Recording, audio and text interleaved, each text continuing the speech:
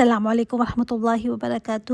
رب اشرح لی صدری ویسر لی امری واحلل عقدۃ من لسانی یفقہوا قولی۔ اللہم فقہنا فی الدین، اللہم انی اسألک علما نافعا وعملا متقبلا ورزقا طیبا۔ لاسٹ ٹائم میں نے آپ کو بتایا تھا کہ اللہ تعالیٰ نے نیکوکار لوگوں کے لیے مشروب تیار کر رکھے ہیں اپنی جنت میں۔ وہ ایسے جام سے پئیں گے جس میں ملاوٹ ہوگی کافور کی۔ میں نے یہ بھی آپ کو بتایا تھا کہ یہ بھی کہا جاتا ہے کہ ایک چشمہ ہے، پئیں گے اس میں سے اللہ کے بندے اور اپنے ساتھ جہاں چاہیں گے اس کی برانچز نکال کر لے جائیں گے۔ اب آگے یہ دیکھتے ہیں کہ یہ کون سے لوگ ہیں، ان کی کیا خصوصیات ہیں۔ آگے دیکھتے ہیں آیات کو۔ بسم اللہ الرحمن الرحیم۔ یوفون بالنذر، وہ پوری کرتے ہیں نظر۔ اب یہاں پر یہ بتایا گیا ہے ان لوگوں کا کردار کیا تھا، کیا خوبیاں، کیا صفات تھیں ان میں۔ آپ دیکھیں گے ادھر صرف ایک آیت جہنم کی آئی ہے، باقی ساری صورت میں جنت کی باتیں، ان لوگوں کی صفات کا ذکر آیا ہے۔ تو یہ کیسے تھے دنیا میں، کیا کرتے تھے جو ان کو یہ نعمتیں مل رہی ہیں۔ وہ پوری کیا کرتے تھے اپنی نظریں۔ نظر کیا ہوتی ہے؟ نظر کہتے ہیں اس عہد کو جو عہد انسان پر واجب نہیں ہے مگر وہ خود ہی اپنے اوپر واجب کر لے۔ مثال کے طور پر کوئی کہے میں 10 نفل پڑھوں گی، اب 10 نفل اس کے اوپر فرض تو نہیں تھے نا، لیکن اس نے خود اپنے اوپر واجب کیے اس کو، تو وہ نظریں پوری کیا کرتے تھے۔ نظروں کی بھی کچھ اقسام ہیں۔ ایک قسم کی نظر تو وہ ہوتی ہے جو کوئی برائی کی نظر ہے، اگر کوئی غلط کام ہے، جیسے مثلاً اگر کوئی کہتے میں آج کے بعد فلاں سے کبھی بات نہیں کروں گی، یا کوئی نظر مان لے کہ میں آج کے بعد اپنی بیوی سے کوئی تعلق نہیں رکھوں گا، یا میں آج کے بعد صدقہ نہیں کروں گی، تو یہ نظر پوری نہیں کرنی چاہیے، اس کو فوراً توڑ دیں اور کفارہ ادا کر دیں۔ بعض کہتے ہیں کہ کفارہ بھی ادا کرنے کی ضرورت نہیں ہے، لیکن ایسی نظر کو پورا نہیں کرنا۔ حدیث میں بھی ہے نا کہ جس نے اللہ تعالیٰ کی اطاعت کی نظر مانی وہ اس کی اطاعت کرے، اور جس نے اللہ تعالیٰ کی نافرمانی کی نظر مانی اس کو نافرمانی نہیں کرنی چاہیے۔ غلط چیز کی نظر کو فوراً توڑ دینا چاہیے۔ دوسری ایک نظر ہوتی ہے کسی نیک کام کی نظر ماننا۔ مثلاً کوئی کہہ دے اب سے میں ہمیشہ منڈے اور تھرسڈے کا روزہ رکھا کروں گی، اب خود آپ نے اس کو اپنے اوپر فرض کر لیا نا، تو اچھی بات ہے، لیکن پھر اس کو پورا بھی کریں۔ جوش میں آ کر کسی درس پہ سن کر کہہ تو دیا کہ اب میں ہر مہینے یہ کروں گی، اتنا صدقہ کروں گی، اب پورا نہیں ہو رہا یا ہمیشہ نہیں ہو پا رہا، تو ایسی بڑی نظریں کہ میں 1000 نفل پڑھوں گی، 300 روزے رکھوں گی، اب خود کے اندر ہمت نہیں ہے، تو پھر ایسی نظر مانے جو پوری کر سکے نا۔ اچھی بات ہے کہ بندہ فرض کے علاوہ کچھ ایکسٹرا کام بھی اپنے اوپر باندھ لے، تو اسی طرح انسان نیکی میں آگے بڑھ سکتا ہے۔ تو یہ لوگ ایسے تھے جو فرائض کے علاوہ اور نیکیاں اور کام اپنے اوپر لازم کر دیتے تھے نظر مان کر، اور پھر اس کو پورا کرتے تھے۔ اچھا، ایک اور قسم کی بھی نظر ہوتی ہے جو عام طور پر ہمارے ہاں مانی جاتی ہے کہ ہماری کرکٹ ٹیم جیت جائے تو میں 100 نفل پڑھوں گی، یا میرا یہ کام ہو جائے تو میں اتنے روزے رکھوں گی، یا فلاں چیز مل جائے تو اتنا صدقہ کروں گی۔ یہ آپ نے نظر مانی، ٹھیک ہے، حرام نہیں ہے، مگر صرف یہ بات یاد رکھیے گا کہ آپ صلی اللہ علیہ وآلہ وسلم نے فرمایا کہ جو اللہ تعالیٰ کی طرف سے تقدیر میں ہے نا وہ تو پورا ہو کر ہی رہے گا۔ البتہ اللہ تعالیٰ نظر کے ذریعے سے بخیل سے مال نکلوا لیتا ہے، یعنی بخیل نے ویسے تو مال نکالنا نہیں ہوتا، مگر نظر مان لیا کہ یہ کام میرا ہو جائے تو میں اتنے پیسے صدقہ کروں گی، تو یہ نظر اب مان کر تو اللہ تعالیٰ اس کے ذریعے پیسے نکلوا لیتا ہے۔ تو کام تو ہوا یا نہ ہوا، جو تقدیر میں ہوا وہی ہوگا، کیونکہ کوئی رشوت تو نعوذ باللہ ہم اللہ تعالیٰ کو نہیں دے رہے نا کہ میرا یہ کام کرنا ہے تو میں اس کے بدلے اتنے سجدے کروں گی۔ نہیں، اللہ تعالیٰ کو تو کسی کی بھی ضرورت نہیں۔ ہاں، یہ کہہ سکتے ہیں کہ میرا یہ کام ہو جائے تو شکر کے طور پر اتنے میں سجدے کروں گی، تو جو ہوگا، جو لکھا ہوگا وہ تو ہوگا ہی۔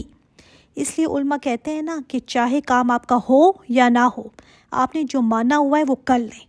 بہرحال آپ نے اگر نظر مانی بھی ہے کہ میرا یہ کام ہو جائے تو میں اتنے سجدے کروں گی یا اتنے نفل پڑھوں گی، تو پھر اس کو پورا کریں۔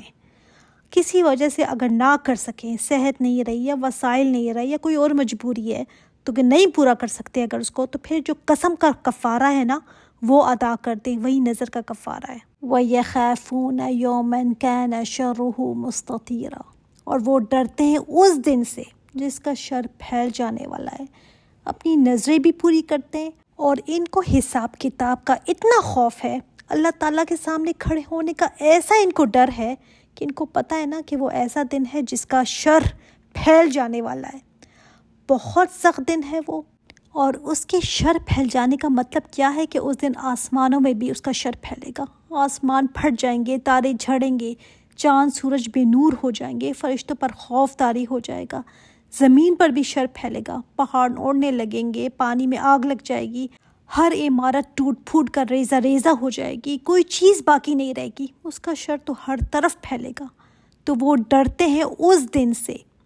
اسی ڈر کی وجہ سے حضرت ابو بکر صدیق رضی اللہ تعالیٰ عنہ فرماتے تھے کہ کاش میں ایک دن کا ہوتا جو جلا دیا جاتا، میرا حساب کتاب نہ ہوتا۔ اور یہ ڈر بڑے بڑے بزرگ ہیں، چاہے کوئی اولیاء اللہ ہیں، سب کے دل میں ہونا چاہیے۔ کتنی بھی ہم نیکیاں کر لیں نا، کتنی بھی، اس دن کا خوف دل سے جانا نہیں چاہیے، کیونکہ حضرت ابو بکر صدیق رضی اللہ تعالیٰ عنہ کے دل سے جب نہیں نکلا، اور وہ کون ہے؟ ہم میں انسانوں میں جو سب سے اونچا مقام رکھتے ہیں، اسی دن کا ڈر حضرت عمر رضی اللہ تعالیٰ عنہ کو بھی ایسے تھا، فرماتے کاش میں ایک دمبا ہوتا جس کو لا کر لوگ ذبح کر لیتے، لوگ اس کو کھا جاتے، اس کا گوشت، اور میرا حساب کتاب نہ ہوتا۔ حضرت عائشہ رضی اللہ تعالیٰ عنہما فرماتی ہیں کہ کاش میں پیدا ہی نہ ہوئی ہوتی، اتنا خوف تھا ان کے دل میں اس دن کا، اتنا کچھ کر کے بھی نا وہ خوف زدہ رہتے تھے۔ اور اسی دن کا خوف نا ان کو برائیوں سے روکتا تھا۔ جس انسان کے دل میں ڈر ہوگا نا، اس لیے وہ پھر برائیوں میں بھی نہیں پڑے گا۔ تو اس دن کی تو ویسے ہی سختی اتنی پھیلی ہوئی ہوگی، 50,000 سال کا جو دن ہے وہ کاٹنا کتنا مشکل ہوگا، لوگ پسینے میں شرابوں ہوں گے، اس کا شر تو پھیلا ہوا ہی ہے۔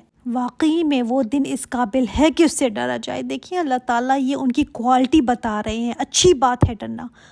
ہم تو برا سمجھتے ہیں نا، ڈرنا نہیں چاہتے ڈرنا۔ دیکھیں ہم نے پہلے بھی یہ پڑھا ہے کہ جو لوگ ڈرتے رہتے ہیں، صفت ہے یہ جنتیوں کی، دوبارہ یہی صفت آئی۔ اور کیا کرتے ہیں یہ لوگ؟ وَيُطْعِمُونَ الطَّعَامَ عَلَى حُبِّهِ، وہ کھلاتے ہیں کھانا باوجود اس کی محبت کے۔ یہ حب ہی میں جو ہی کا اشارہ ہے نا، بعض نے لکھا ہے کہ یہ اللہ کی محبت میں کھلاتے ہیں، اس کی محبت میں کھانا کھلاتے ہیں، اور بعض نے کہا نہیں، یہ حب ہی میں جو ہی ہے، یہ اس کی طرف اشارہ ہے کہ کھانے کی محبت کے باوجود یہ اوروں کو کھلاتے ہیں۔ کس کو؟ مسکینا و یتیما و اسیرا، مسکین کو، یتیم کو اور قیدی کو یہ کھانا کھلاتے ہیں۔ اس دن کے شر سے بچنے کے لیے کھانا کھلانا، حالانکہ ان کو خود پسند ہے، خود بھی محبوب ہے، پر کیا وہ اپنے اوپر دوسروں کو ترجیح دیتے ہیں، ان کو کھانا کھلاتے ہیں۔ یہ بھی ہو سکتا ہے کہ کھانا کم ہو، یہ زیادہ بھی ہے، جیسے ہم لوگوں کے پاس بھی بہت ہوتا ہے، بہت سی چیزیں ہوتی ہیں جو ہمیں پسند ہوتی ہیں، ہماری فیورٹ چیزیں، وہ ہم کسی کو اور کو نہیں کھلاتے۔ تو یہ وہ لوگ ہیں جو کھانے کی محبت کے باوجود دوسروں کو کھلاتے ہیں، چاہے ان کے اپنے پاس ایکسٹرا ہے یا نہیں ہے۔ یہاں پر تو مسکین، یتیم اور قیدی آیا نا، لیکن پیچھے بھی ہم مسلسل پڑھ چکے ہیں کھانا کھلانا، کھانا کھلانا، مسکین کو کھانا کھلانا، غریب کو کھانا کھلانا، اس کی ترغیب دینا، بار بار یہ بات آئی ہے۔ ذرا ہم اپنا بھی جائزہ لیتے ہیں، اتنا مہنگا گوشت لے کر آتی ہوں میں، فیورٹ کھانا بنایا ہے میں نے، کتنی دفعہ ہوتا ہے کہ وہ کھانا میں مزیدار کسی مسکین کو دے دوں۔ جب مسکین کو کھانا دینا ہوتا ہے تو ہم کون سا کھانا دیتے ہیں؟ وہ جو شاید ہم خود بھی کھانا پسند نہ کریں، ان کو وہ دیتے ہیں جو ہمارے اپنے معیار کا نہیں ہوتا، ہم خود اچھا کھاتے ہیں مگر وہ کسی اور کو نہیں دیتے۔ یہاں پر جو کہا گیا ہے نا علی حبہ، یہ لفظ قابل غور ہے کہ وہ کھانا جو خود ان کو بہت پسند ہے، پھر بھی وہ یتیم، مسکین اور اسیر کو دے دیتے ہیں۔ مسکین وہ ہیں جو محتاج ہیں، ان کے پاس اتنا نہیں ہے کہ پورا پڑتا ہو، اور یتیم وہ ہیں جو بالغ نہ ہوا ہو اور اس کے سر پر باپ کا سایہ نہ ہو، اور اسیر قیدی اس وقت مدینہ میں جنگیں ہوا کرتی تھی نا، تو جو قیدی آتے تھے وہ مشرکین ہوا کرتے تھے، تو قیدیوں کو کھانا کھلانے کا کہا گیا۔ خود سوچیں آپ، جب آپ صلی اللہ علیہ وآلہ وسلم نے یہ بات صحابہ کرام کو بتائی تو انہوں نے قیدیوں کو اپنے اوپر فوقیت دی، خود کھجور کھا لیتے تھے اور ان کو روٹی دیتے تھے۔ اور اس وقت روٹی نا بہت مہنگی ہوا کرتی تھی، بہت کم بھی ملا کرتی تھی، کیونکہ مدینے میں اس وقت تو گندم تھی نہیں، تو قیدیوں کو کھانا کھلانے کا کہا گیا، حالانکہ مشرکین تھے۔ قیدی کے اندر چاہے مجرم ہو، بے قصور ہو، چاہے مسلمان ہو، چاہے کافر ہو، قیدیوں کو کھانا کھلانا نا باعث ثواب ہے۔ پھر اسی طرح قیدی کی ایک اور کیٹیگری بھی آتی ہے، وہ ہیں غلام۔ غلام ہیں، باندیاں ہیں، جو اپنی مرضی سے بیچارے کچھ نہیں کر سکتے۔ آپ صلی اللہ علیہ وآلہ وسلم نے فرمایا نا، 2 کمزوروں کے معاملے میں اللہ سے ڈرتے رہو، ایک غلام اور ایک عورت۔ یہ 2 کے بارے میں اللہ تعالیٰ سے ڈرتے رہو۔ کمزور ہیں، یہ اپنا حق خود نہیں لے سکتے، تو تم اللہ تعالیٰ سے ڈرو ان کے معاملے میں۔ آج کے وقت میں تلے غلام تو نہیں، لیکن جو نوکر ہوتے ہیں وہ بھی مسکین میں آتے ہیں نا۔ آپ صلی اللہ علیہ وآلہ وسلم نے آخری وصیت میں 2 باتوں کی تاکید کی تھی، نماز اور جو تمہارے ماتحت تمہارے انڈر ہیں، نوکر ہیں، غلام ہیں، باندیاں ہیں، جو بھی ہیں، ان کا خیال رکھنا ہے۔ ہمارے گھروں میں جو نوکر ہیں، کیا اچھی ہوئی پکی ہوئی مزیدار چیز جو ہم خود کھاتے ہیں ان کو بھی کھلاتے ہیں، یا 2 3 4 دن کا پرانا کھانا ان کو دے دیتے ہیں، یا پھر آخری بالکل جو بچا کچا ہو ان کے آگے وہ رکھ دیتے ہیں۔ ابرار کی جو صفت ہے نا، وہ یہ ہے کہ وہ کھانا کھلاتے ہیں، اور کھانا ایسے ہی نہیں، مزیدار اچھا کھانا اپنی پسند کے باوجود ان کو کھلاتے ہیں۔ کھانا کھلانے کی وجہ سے اللہ تعالیٰ کی نظر کرم ہے نا ان پر۔ قیامت کے دن یہ مسکین ان کے لیے سفارش بھی کریں گے، جیسے کہ ایک حدیث میں بھی آتا ہے کہ قیامت کے دن لوگ قطار در قطار کھڑے ہوں گے، پھر ایک جنتی آدمی ایک دوزخی کے پاس سے گزرے گا۔ وہ دوزخی اس سے کہے گا، تجھے یاد نہیں ہے ایک روز تو نے مجھ سے پینے کے لیے کچھ مانگا تھا اور میں نے تجھے شربت پلایا تھا؟ یہ سن کر جنتی اس دوزخی کی سفارش کرے گا، پھر ایک اور دوزخی کے پاس سے گزرے گا، وہ کہے گا اس سے، کیا تجھے یاد نہیں ہے میں نے تجھے یہ کھلایا تھا؟ تو وہ کہے گا ہاں مجھے یاد ہے۔ تو اللہ تعالیٰ سے وہ سفارش کرے گا اور اس دوزخی کو وہاں سے نکالا جائے گا۔ جب انسان بھوکے کو کھانا کھلاتا ہے نا، تو یہ غریب، مسکین، یتیم، اسیر اگر مسلمان ہوئے نا تو یہ سفارش کریں گے، ان کو بھی حق دیا جائے گا۔ آپ صلی اللہ علیہ وآلہ وسلم نے فرمایا نا کہ کوئی مسلمان ضرورت کے باوجود کسی ننگے کو کپڑے پہنائے نا تو اللہ تعالیٰ اس کو جنت کا سبز لباس پہنائیں گے، اور جو کسی مسلمان نے اپنی بھوک کے باوجود کسی مسلمان کو کھلایا تو اللہ تعالیٰ اس کو جنت کے پھلوں سے کھلائے گا، اور جس مسلمان نے پیاس کے باوجود کسی مسلمان کو پلایا تو اللہ تعالیٰ اس کو جنت کی شراب سے پلائے گا۔ یعنی خود کو بھوکا پیاسا رکھ کر، خود نہیں کھایا کسی اور کو کھلا دیا، خود نہیں پیا کسی اور کو پلا دیا، کسی اور کی پیاس بجھا دی۔ اللہ اکبر۔ خیر آج کل تو ہمارے پاس اتنا وافر ہے کہ خود بھی کھا سکتے ہیں، اچھا کسی مسکین غریب کو بھی کھلا سکتے ہیں، مگر ہمارے دل نا اتنے چھوٹے ہیں، اتنے تنگ ہیں کہ خود تو کھاتے ہیں مگر ان کو ویسا کھانا کھلانے کا حوصلہ نہیں رکھتے ہم۔ 4 دن 5 دن کا پڑا پڑا کھانا جو اب کسی نے بھی نہیں کھانا، وہ اپنے ملازم کو اٹھا کر دے دیتے ہیں۔ دل ہمارے اتنے چھوٹے ہیں نا، اور امیدیں ہم نے جنت کی لگائی ہوئی ہیں، جب تک یہ کام نہیں کریں گے نا اعلیٰ مقامات کو تو نہیں پا سکتے۔ اور یہ لوگ کھانا کھلا کر کیا کہتے ہیں، انما نطعمکم لوجہ اللہ، دوسروں کو کھانا کھلاتے ہیں تو کیا کہتے ہیں، ہم تو تمہیں اس لیے کھلاتے ہیں اللہ تعالیٰ کی ذات کے لیے، اس کے چہرے، اس کے دیدار کے لیے، یعنی ہم تم پر کوئی احسان تھوڑی کر رہے ہیں۔ لا نرید منکم، نہیں چاہیے بھئی ہمیں تم سے جزاء ولا شکورا، ہمیں نہیں چاہیے تم سے کوئی جزا، نہیں چاہیے کوئی بدلہ، نہیں چاہیے نہ کوئی شکریہ چاہیے۔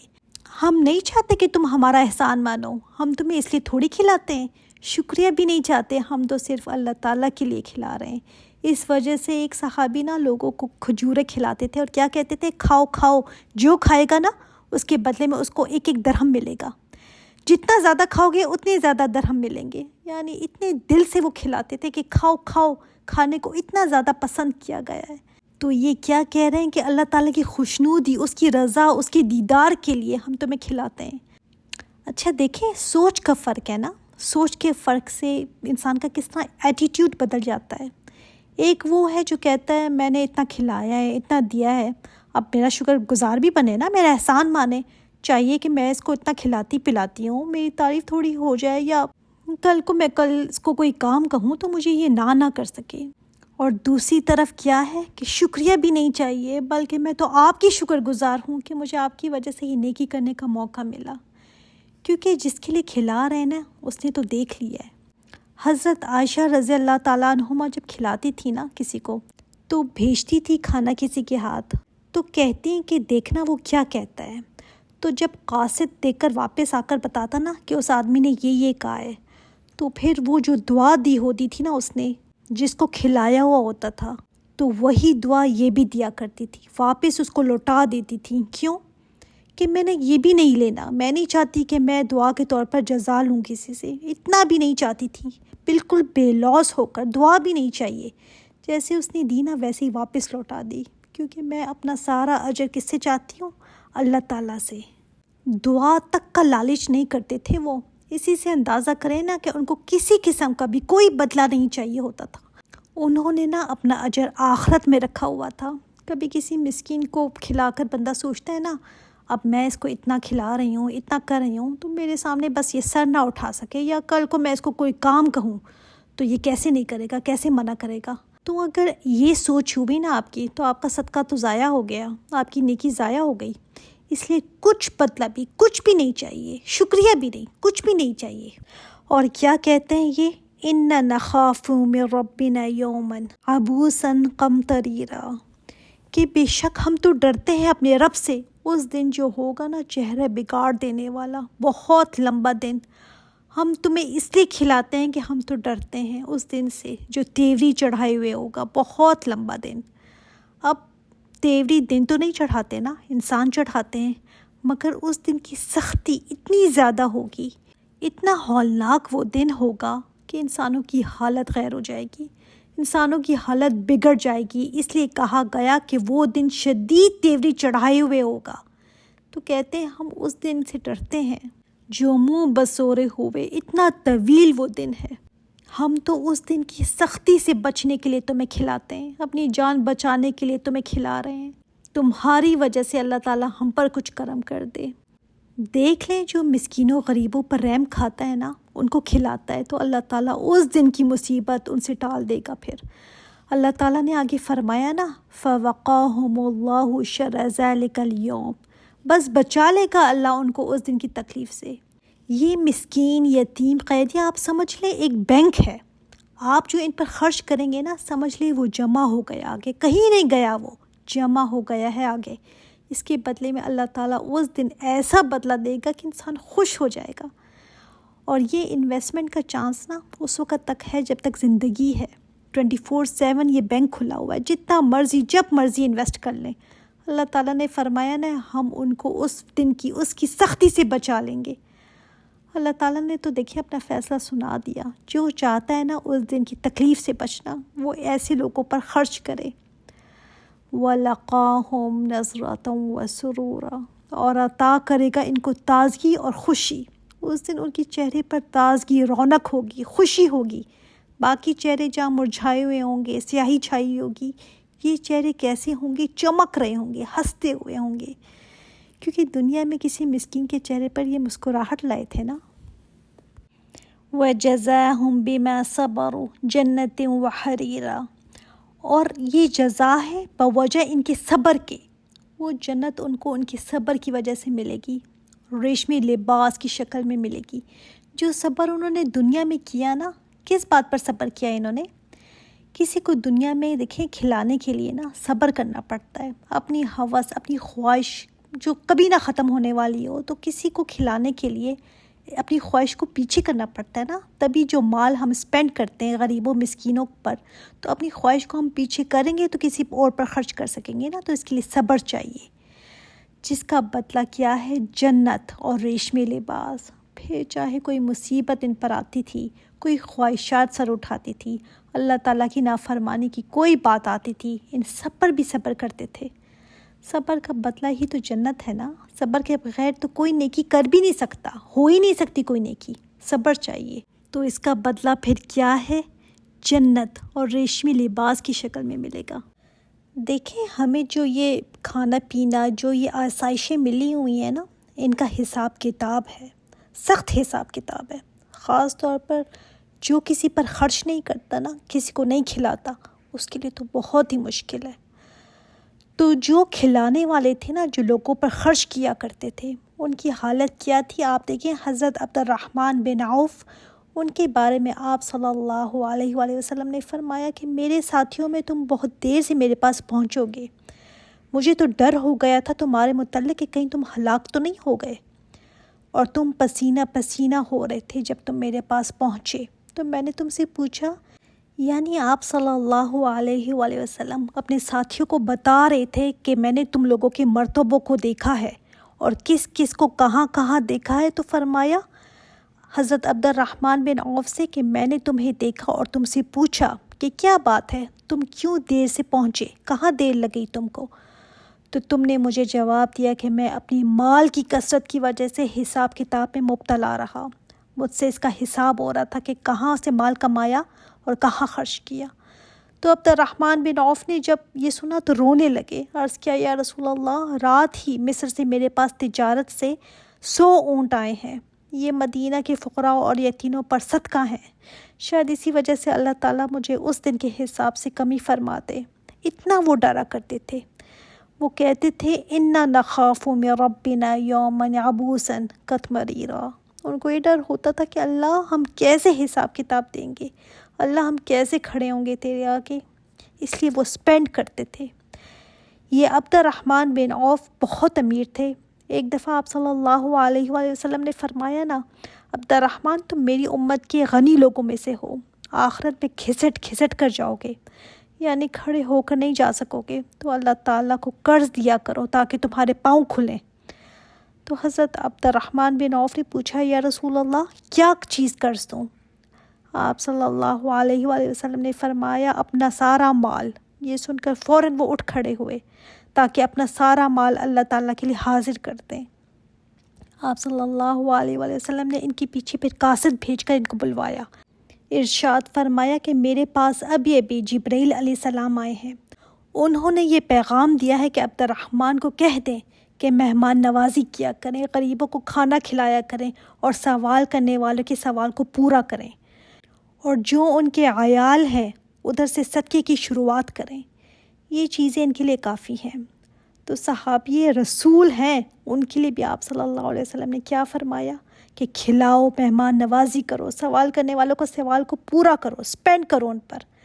حالانکہ حضرت عبد الرحمن بن عوف وہ ہیں جنہوں نے غزوہ بدر میں شرکت کی تھی، جنہوں نے ہجرت بھی کی تھی، لیکن مال کی کثرت کی وجہ سے نا ان کے لیے حساب کتاب مشکل تھا۔ یہ وہ ہیں جب آپ صلی اللہ علیہ وآلہ وسلم نے ایک دفعہ صدقے کی ترغیب دی تو اپنے مال کا آدھا صدقہ انہوں نے کر دیا تھا۔ ایک دفعہ 40,000 صدقے کے لیے دیے، کسی اور موقع پر 500 اونٹ، 500 گھوڑے جہاد کے لیے دیے تھے، اور 30,000 غلام آزاد کیے تھے انہوں نے۔ 30,000، سوچیں ذرا۔ اپنی وفات کے وقت انہوں نے وصیت کی تھی کہ میرے مال میں ہر اس شخص کو جو غزوہ بدر میں شریک ہوا ہے، فی آدمی کو 400 دینار سونے کے سکے ہوتے تھے، وہ دیے جائیں۔ اور اس وقت اہل بدر کے 100 آدمی زندہ تھے، ہر آدمی کو 400 دینار سونے کے، سوچیں ذرا۔ ایک باغ کی وصیت بھی انہوں نے ازواج مطہرات کے لیے کی تھی جو 40,000 اشرفیوں میں بکا تھا، اور خود ان کا اپنا حال یہ تھا کہ ایک دفعہ غسل کر کے کھانا کھانے کے لیے بیٹھے تو ایک پیالے میں روٹی اور گوشت سامنے رکھا گیا تو اس کو دیکھ کر رونے لگے۔